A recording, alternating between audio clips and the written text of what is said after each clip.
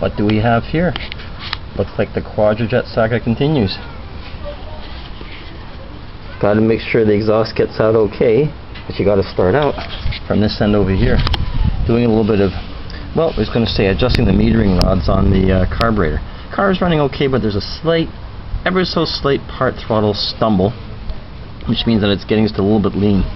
How do these things work? Well, you have jets. These actually control the wide open throttle on the car. When you have your foot all the way down to the floor, these things will be sending gasoline to these tiny little holes in these metering jets into the carburetor. But for part throttle response and things,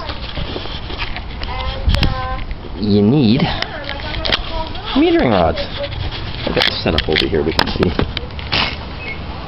What will happen is that with engine vacuum applied onto this piston over here, this throttle will get pulled back and forth like that when you're at a steady cruise. These things are held in by vacuum. The piston is pulled down by vacuum, so that'll give you a maximum fuel economy. When you step on it, vacuum drops. There's a spring here that pushes this piston up, and the rods come part way out like that. So that'll give you a richer fuel mixture for more power. Release the gas, piston gets pulled back into the bore by vacuum in the carburetor, which I'll show you right now. Let's go.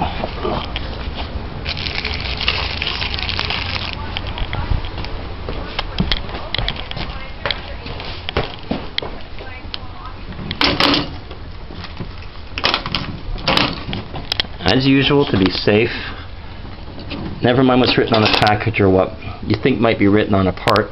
Always use a micrometer to measure your diameters of your rods.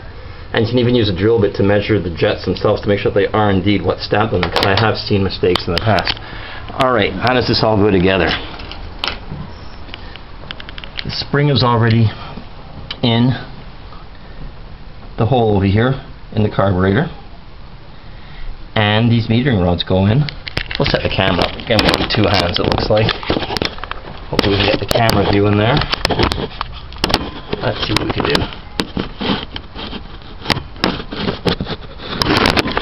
Bang, bang, crash. Alright, need two hands for this. Let's see, where can we set that up?